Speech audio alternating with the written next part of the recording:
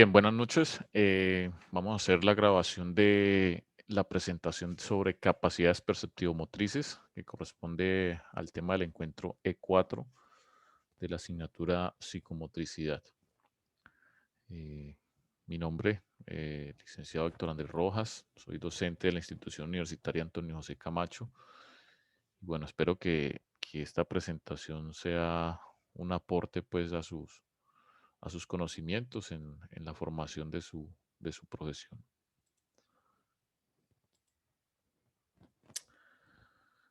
Con respecto a las capacidades perceptivo-motrices, bueno, pues, ¿cómo se pueden definir estas capacidades?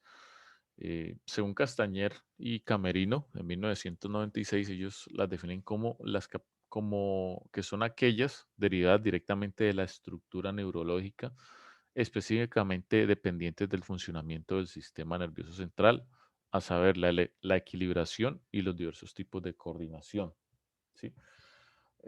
Las capacidades perceptivo-motrices pueden definirse pues, como aquellas capacidades que se pueden desarrollar a partir de la integración de los estímulos percibidos en el contexto con la acción motriz derivada de la necesidad de responder a dichos estímulos. ¿Qué quiero decir con esto?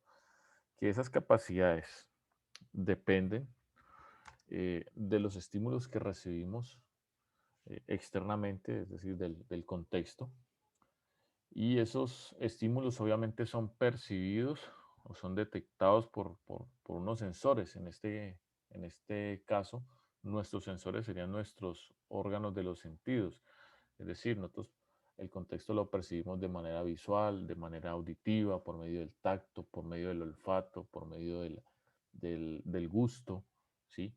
Y a partir de esos estímulos que percibimos podemos desarrollar una respuesta frente a esos estímulos. Por decir algo, si ponemos nuestra mano encima de una vela que está encendida y nuestro tacto obviamente va a detectar el calor, pues inmediatamente vamos a generar o vamos a quitar nuestra mano de ese estímulo. O frente a otro tipo de estímulos también, puede ser el sonido de un silbato para salir a correr o el sonido de la pistola en una prueba de atletismo, ¿sí? Que es la señal para salir. Entonces, de esa forma nosotros podemos percibir el contexto. Entonces, estas capacidades dependen y se desarrollan de la relación de nuestro cuerpo con el contexto y ya pues verán cómo es precisamente esa relación de nuestro cuerpo con el contexto, y obviamente esa relación va mediada por nuestro sistema nervioso central.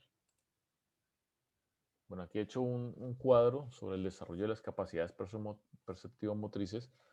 Es un cuadro resumen pues de todo lo que se va a ver en esta presentación, donde empezaré con qué, pues que para el desarrollo de las capacidades perceptivo-motrices, pues existen dos aspectos, ¿no? La somatognosia y la estereognosia.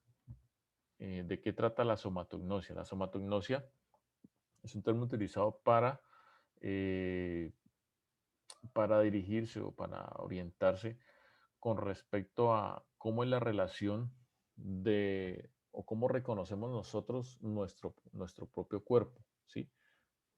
¿Sí? Cómo detectamos o cómo reconocemos nuestra corporalidad y asimismo nuestras capacidades o las capacidades de nuestro cuerpo dentro del contexto, dentro del medio donde nos desarrollamos. Entonces, a ese reconocimiento del cuerpo, a ese reconocimiento de esas capacidades, de lo que somos capaces de hacer, ¿sí? Se le llama esquema corporal, y pues obviamente esta parte del esquema corporal viene ligado o se va desarrollando en el niño pues desde edades muy, muy tempranas. Esto va directamente relacionado con la actividad tónico-postural ortostática, que pasaré a explicarlo más adelante. Todo esta parte de la corporalidad, esta parte del reconocimiento del cuerpo, del esquema corporal, pues obviamente permite el desarrollo del equilibrio, que también lo vamos a definir más adelante. Cuando hablamos de esterognosia, La esterognosia se refiere a esa relación que tiene nuestro cuerpo con el exterior, es decir, con el contexto, con nuestro medio. Si la somatognosia era la relación la relación o el reconocimiento de nuestro cuerpo y de lo que somos capaces de hacer, la exterognosia viene mediada o es la relación que tiene nuestro cuerpo ya con el medio donde se desenvuelve. Y con relación a ese medio donde se desenvuelve, pues obviamente estaríamos hablando de un espacio y de un tiempo. Entonces, por eso se habla de una espacialidad y de una temporalidad. Entonces, cuando se habla de una espacialidad, pues se habla de una estructuración espacial y una orientación espacial. Y a partir de de esa orientación espacial, pues se desarrolla la lateralidad, ¿sí? Con respecto a la temporalidad, pues se habla de una estructuración temporal, de desarrollar una estructuración temporal y una orientación temporal. Y a partir de esta orientación temporal, pues se desarrolla el ritmo. La unión de todas estos aspectos de la especialidad y de la temporalidad y la capacidad de desarrollar diferentes movimientos coordinados y rítmicos en el espacio, pues a eso le llamamos, valga la redundancia, coordinación, la capacidad de poder utilizar varios elementos corporales, ¿sí? En el espacio y en el tiempo, pues obviamente a eso es lo que le llamamos coordinación o lo conocemos como coordinación. Bueno, algo que de pronto genera dudas es a qué nos referimos con la actividad tónico-postural ortostática. Entonces, según Pilar, engloba los elementos de tonicidad y posturalidad adecuados a la equilibración del ser humano. La ortostática, que define el mantenimiento del cuerpo sobre el eje vertical con base reducida al polígono de sustentación que marcan los pies. Entonces, a qué se refiere a la ortostática? A la capacidad de mantener nuestro cuerpo sobre el eje vertical, es decir, a mantenernos de pie con una base reducida al polígono, es decir, poder tener nuestro cuerpo totalmente equilibrado de forma vertical, mantener una postura equilibrada, a pesar de que tenemos una base muy reducida, que son nuestros pies o la planta de nuestros pies. ¿Sí?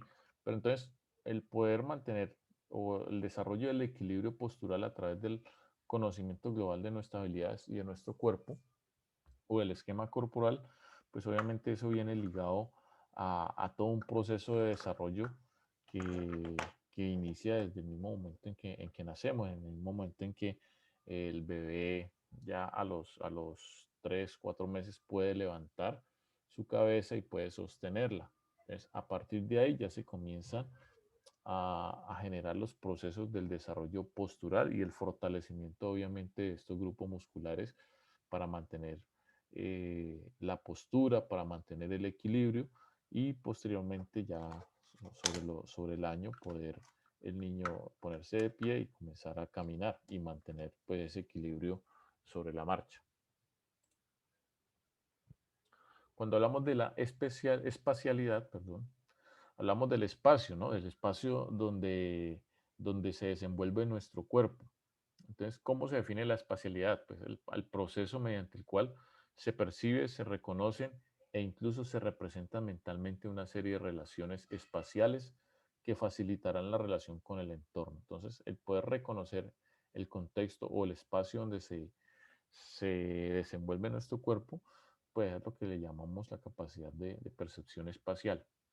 Y cuando se habla de una estructuración espacial, se habla de la capacidad de orientar y organizar los datos del mundo exterior y los del fruto de la imaginación. Relaciones de tipo tridimensionales permiten que el niño adquiera la noción de volumen. Entonces, cuando se habla de estructuración espacial, no se habla de otra cosa, sino de la capacidad del niño. Obviamente esto es algo que desarrollamos es desde muy pequeños y desde las etapas o desde la educación en la primera infancia, sobre la noción de volumen, es decir, si es grande, si es mediano, si algo es pequeño, si algo es lejos, si algo es cerca, si hay si hay mucha cantidad o hay poca cantidad, ¿sí?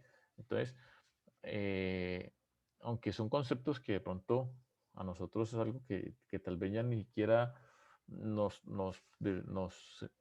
paramos pues a analizar y a detallar de que son conceptos pues, supremamente básicos. Son muy importantes en las etapas de desarrollo, que el niño pueda reconocer esos conceptos de espacialidad, de volumen, ¿sí? Y que van relacionados pues con lo que es la estructuración espacial. Y cuando hablamos de la orientación espacial, ¿sí? Es la capacidad que tenemos para colocarnos con respecto a las cosas. Su evolución dura hasta los 6 años al conjunto de relaciones espaciales simples se les denominan relaciones topológicas, es decir, ¿cuáles son esas relaciones? Delante, atrás, arriba, abajo, derecha, izquierda, dentro, fuera, grande, pequeño, ¿sí? Alto, bajo. Entonces, cuando hablamos de esa orientación espacial, y mire que esta evolución dura hasta los 6 años, enseñarle al niño cuando yo estoy por debajo de algo o cuando estoy por encima, es decir, cuando estoy arriba, cuando estoy abajo, cuando estoy a la derecha, cuando está a la izquierda, cuando está adentro, cuando está afuera, cuando es algo grande, pequeño, adelante, atrás, ¿sí? Obviamente cuando hablamos de derecha e izquierda, pues estamos hablando también de un manejo o un desarrollo de la lateralidad. ¿Estamos? Entonces, esta parte de la orientación espacial no es otra cosa que configurar nuestro GPS interno, ¿no? Permitirle que nuestro GPS interno lo llenemos de datos, lo configuremos para que cuando estemos en el contexto, cuando estemos en nuestro espacio, podamos identificar o podemos ubicarnos en el espacio. ¿Sí? ¿De dónde estoy yo? Ah, yo estoy por delante de él, o estoy por detrás de ella, o estoy por encima de la mesa o por debajo de la mesa. Entonces, es como, por decirlo pues como un ejemplo tecnológico, como si configuráramos en esas etapas tempranas el GPS interno que tenemos para ubicarnos mejor dentro del espacio donde nos desenvolvemos. Cuando hablamos de espacialidad, pues obviamente dentro de ese desarrollo de la espacialidad eh, se desarrolla principalmente lo que es la lateralidad, ¿sí?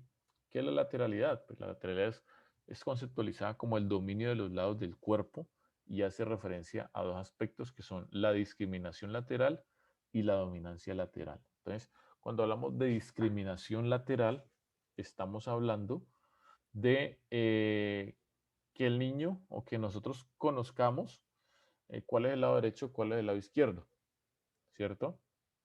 Y cuando hablamos de la dominancia lateral, se refiere con cuál de los dos o sea, con cuál de los dos lados, sea derecho o sea izquierdo, soy capaz o es el que más utilizo de manera regular para realizar mis tareas diarias, mis actividades diarias, cepillarme los dientes, comer, escribir, bañarme, enjabonarme, bueno, etcétera. Entonces, cuando hablamos de la dominancia lateral, es reconocer con cuál de los dos lados es que yo tengo más facilidad para realizar mis tareas diarias. Cuando hablamos de los tipos de lateralidad, pues aquí hablamos de 4 tipos. Lateralidad integral. ¿Qué es la lateralidad integral? Es que nos definimos por uno de los lados, o sea, por una dominancia de los lados. Es decir, yo soy zurdo y entonces yo utilizo principalmente el oído, el ojo, la mano y la pierna izquierda para mis funciones o mis actividades diarias, principalmente. No quiere decir que el otro lado no lo utilice tanto, pero generalmente me inclino más por el lado izquierdo. O si soy derecho, igual también. Y pues todos pensamos que es pierna y mano, pero resulta que también hay una dominancia en el sentido de la vista y en el sentido del oído. ¿Listo? Entonces, cuando hablamos de lateralidad integral, estamos hablando de la dominancia de uno de los lados, sea derecho o sea izquierdo completamente.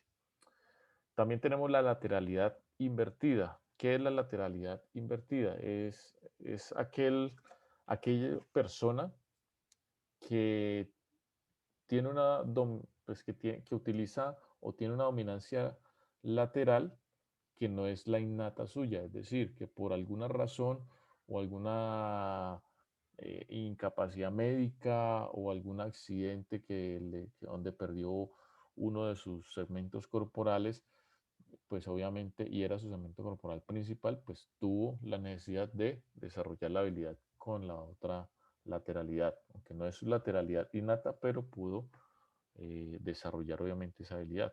A eso le llamamos lateralidad invertida. Un ejemplo de eso, por ejemplo, ya ustedes saben que tuve un accidente de tránsito y yo soy zurdo y me fracturé el cúbito de la mano izquierda. Entonces me ha tocado todo este mes aprender a comer con la mano derecha, cepillarme los dientes con la mano derecha, eh, escribir sí difícilmente, pero aprender por lo menos a manejar el mouse con la mano derecha. Entonces ahí de alguna forma por este accidente y por esta incapacidad médica que tuve, pues estoy aprendiendo o estoy desarrollando una lateralidad invertida, que bueno, espero que no sea por mucho tiempo, porque me hace falta mi mano izquierda. Cuando se habla de ambidextrismo o ambidextro, ambidextro es aquella persona que tiene la capacidad o la habilidad de manejar los dos lados eh, laterales, ¿sí?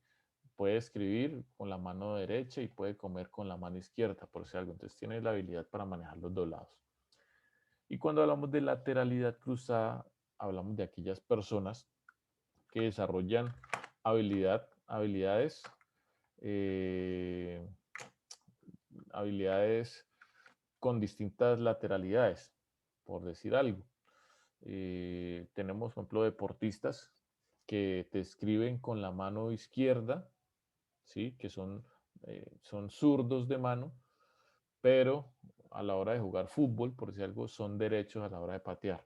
Ahí tenemos una lateralidad cruzada. Utilizamos cierta lateralidad para algunas cosas y cierta lateralidad con otro segmento corporal para desarrollar otras. Entonces, zurdo de mano, derecho de pie, o derecho de mano y zurdo de pie. ¿Listo? Entonces, a eso nos referimos con la lateralidad cruzada. Ahora pasamos a hablar de la temporalidad, ¿sí? Cuando hablamos de la temporalidad, esta pues se define como el conjunto de acontecimientos que siguen un orden o distribución cronológica y una duración cuantitativa del tiempo transcurrido entre los límites de dichos acontecimientos. La temporalidad es aquello que no es palpable, que es percibible, ¿sí? Y pues lo definen como un orden, una distribución cronológica, pues hablamos de cronológica eh, en el sentido del tiempo, ¿cierto? Y por eso, pues su nombre lo dice, temporalidad, viene como el nombre de tiempo. Cuando hablamos de estructuración temporal, entonces pues está constituida por aspectos cualitativos, es decir, mucho, poco, y cuantitativos del tiempo. Cuando hablamos de cuantitativos del tiempo es aprender a identificar qué es un segundo, cuando pasa un segundo, cuando pasa un minuto, cuando pasan horas, días, semanas, meses, años. Cuando el niño aprende a identificar eh, ese sentido o esa noción del tiempo de manera cuantitativa, ¿sí? O es capaz de decir, es mucho tiempo o es poco tiempo, ¿sí? Por decir algo, mi hija de 3 años, eh, ella me pregunta, ¿cuándo vamos a ir a comer helado? Yo le digo, después del almuerzo. Entonces ella ya, por ejemplo, me dice, uy, pero falta mucho tiempo. ¿Sí? Entonces ya ella comienza a evidenciar ciertas nociones de que conoce cuánto tiempo falta, esa parte de temporalidad. ¿Sí? Aunque, por ejemplo, si yo le digo ahorita faltan 10 segundos, para ella 10 segundos o 10 minutos o 1 hora o 10 horas, ella tal vez eso todavía no lo perciba, no alcance a percibirlo muy bien. Pero por lo menos el mucho y el poco ya por lo menos se comienza a identificar. Eh, el orden como se distribuyen o el orden como distribución sucesiva e irreversible de las características y cambios de los hechos y situaciones que acontecen. Sobre la orientación temporal, ¿sí? Es la capacidad de percibir las relaciones temporales, perdón, es la capacidad de percibir las relaciones temporales, es decir, apreciar velocidades y ritmos, según LeBoulch en 1991. Entonces, percibir las relaciones temporales, es decir, cuándo es el día, cuándo es la noche, cuándo es la tarde, cuándo es temprano, cuándo es el desayuno, cuándo es la hora del almuerzo, cuándo es la cena, ¿sí? Entonces, percibir, bueno, cuándo es el verano, cuándo es el invierno, esto va relacionado con la orientación temporal. Entonces, conocer cuándo es mañana, cuándo es pasado mañana, cuándo fue ayer, cuándo fue anteayer. Entonces, de alguna forma, nos estamos ubicando, estamos aprendiendo a ubicarnos en el tiempo. Si estamos en el día, en la noche, en la tarde, si estamos hoy, cuándo es mañana, cuándo es ayer, cuándo es pasado mañana, cuánto es anteayer, cuándo fue hace un mes, cuándo fue hace una semana o a futuro. También es aparte de la temporalidad, bueno, cuánto es 2 días, 3 días de aquí a una semana. ¿Sí? Entonces también esa capacidad de como detectar o de percibir esas relaciones temporales. Y el aprender a desarrollar esa estructura y esa orientación temporal dentro del desarrollo motriz, pues está muy relacionado con el ritmo, ¿sí? LeBoulch en el 91 pues concibe el ritmo como una organización de fenómenos que se desarrolla en el tiempo. Para la educación del ritmo debemos plantear tareas que permitan desarrollar la percepción, organización y representación temporal. Entonces, se percibe ese ritmo solamente con algo como relacionado como con la música, con el baile, pero no, hay ritmo cuando hacemos, por decir algo, el ejercicio de los títeres, ¿sí? De los títeres, que es levantar los brazos y dar una palmada por encima de la cabeza, pero al mismo tiempo abrir las piernas.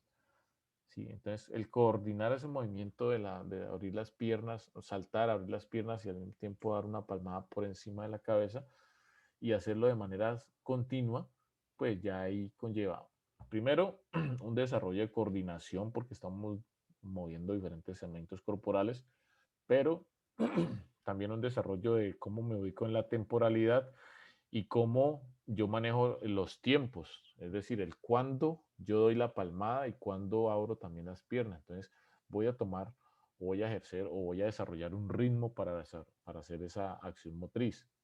O si voy a saltar lazo, entonces yo estoy coordinando, estoy haciendo el movimiento de los brazos para mover el lazo y al mismo tiempo saltar.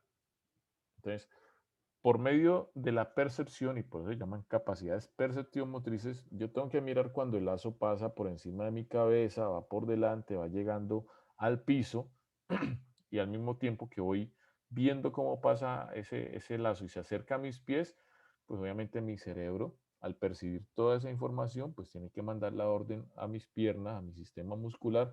¿Para qué? Para que dé el salto justo en el momento en que el, el el lazo va a pasar por debajo de mis pies.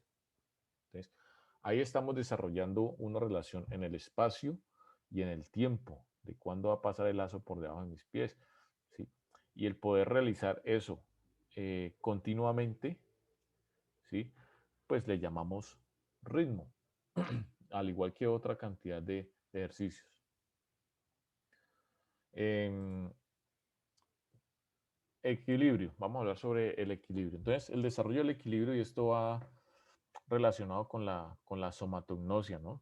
Con el reconocimiento de las capacidades de mi propio cuerpo y de lo que soy capaz de hacer. Entonces, el equilibrio como elemento fundamental del desarrollo perceptivo motriz del ser humano es entendido como la capacidad de mantener la postura o recuperarla cuando se ha perdido por la acción de fuerzas externas que pueden incidir sobre el cuerpo. El equilibrio, el equilibrio desde esta perspectiva interactúa en relación permanente con el control tónico postural. Entonces, cuando hablamos del equilibrio, pareciera como algo sencillo, un concepto sencillo, pero aplicado y analizado, realmente el equilibrio que nosotros desarrollamos como ser humano es algo muy complejo, ¿sí? Tal vez ahorita somos capaces de levantarnos de la silla, ir hasta la cocina, sacar un vaso de jugo y tomarnos un vaso de jugo, pero solamente esa acción de podernos parar de la silla, ponernos de pie y ponernos en marcha, conlleva una cantidad de acciones o de procesos internos para que ese cuerpo no se caiga. Si usted coge un muñeco de los que tiene, de los de plástico, que tiene sus dos piernas, o sea, con figura de ser humano, y lo para ahí en el piso, el muñeco difícilmente se equilibra, sino que y se cae. Es muy difícil que él se quede ahí. Entonces, ¿qué pasa internamente cuando desarrollamos el equilibrio? Pues que nuestros sensores del tacto, nuestro sistema sensorial o nuestro sistema nervioso central recibe la información de todos los sensores, de la visual, de donde estamos ubicados, de nuestros músculos, de nuestros tendones, de nuestras articulaciones, ¿sí? ¿Qué información pueden recibir? Bueno, cuál es el peso de nuestras piernas, qué tan duro, qué tan fuerte está el piso, qué tan plano, qué tan inclinado, de la visual también o igual va a recibir información, ¿sí? Para de acuerdo a toda esa información que reciben nuestros sensores, pues entonces nuestro sistema nervioso central va a generar una respuesta, ¿sí?, adecuada para poder nosotros, para dar las órdenes eh, necesarias para que nuestros músculos funcionen y nos ponemos de pie, ¿sí? Entonces, todo eso se da en fracciones de segundos. Toda esa información, nuestro sistema nervioso central es capaz de procesarla y mandar la respuesta adecuada a nuestro cuerpo para podernos poner de pie y ponernos en marcha, ¿sí? Sin caernos. Obviamente, aparte de los sensores visuales y aparte de la información sensorial, pues de músculos, articulaciones y tendones, pues también depende, el equilibrio depende de nuestro sistema vestibular, es decir, del oído para mantener ese equilibrio. Sobre la coordinación, ¿qué podemos decir sobre la coordinación? Es una capacidad compleja en la que confluyen todos los elementos que constituyen las funciones estereoceptivas de la corporeidad. La estructuración espacial, la orientación espacial, la organización espacial, la estructuración temporal y la orientación temporal, el ritmo. Según Álvarez del Villar, citado por Contreras en 1998, la coordinación es la capacidad neuromuscular de ajustar con precisión lo querido y pensado de acuerdo con la imagen fijada por la inteligencia motriz a la necesidad del movimiento o gesto deportivo concreto. Entonces, en palabras más concretas, la coordinación es aquella capacidad que reúne todas esas capacidades perceptivo-motoras, es decir, todo eso ese aprendizaje que tuvimos del desarrollo de la lateralidad, toda esa relación espacial, toda esa relación temporal, todo ese equilibrio, el ritmo, todas esas capacidades perceptivo-motrices juntas, ¿sí? Y trabajando, digamos que en equipo, ¿para qué? Para desarrollar una acción motriz. Entonces, ese resultado de esa acción motriz o esa capacidad de poder realizar esa acción motriz le llamamos coordinación. Entonces, poder realizar varios movimientos o gestos técnicos, por decir algo, en una disciplina deportiva o un ejercicio que requiera mover diferentes segmentos corporales sobre distintas, sobre distintas orientaciones espaciales, ¿sí? O a distintos tiempos.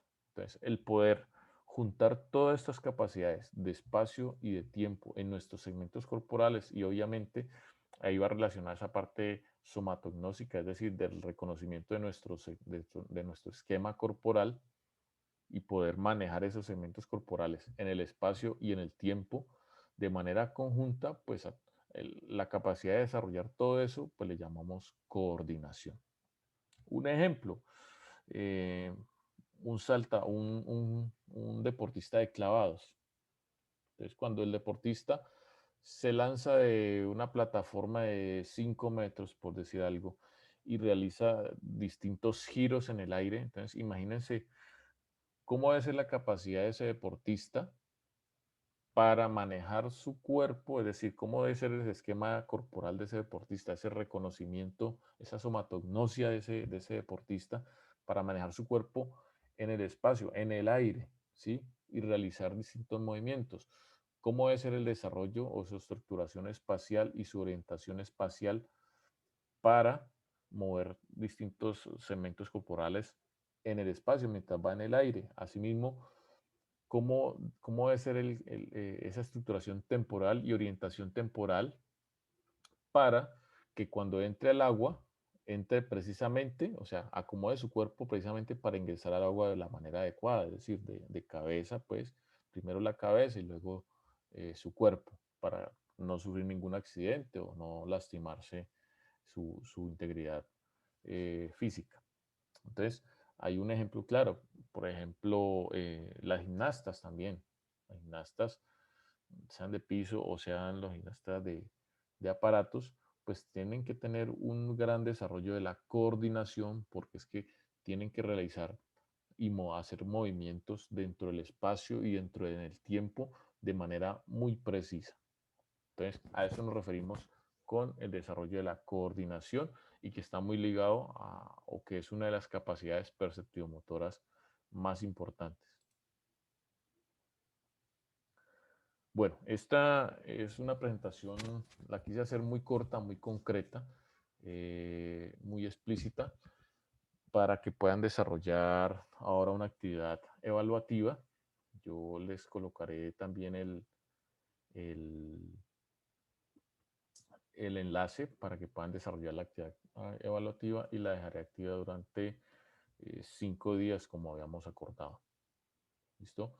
Entonces, estimados estudiantes, les deseo una buena noche eh, y espero haberles aportado conocimiento para el desarrollo pues, de su formación profesional. Que tengan buena noche.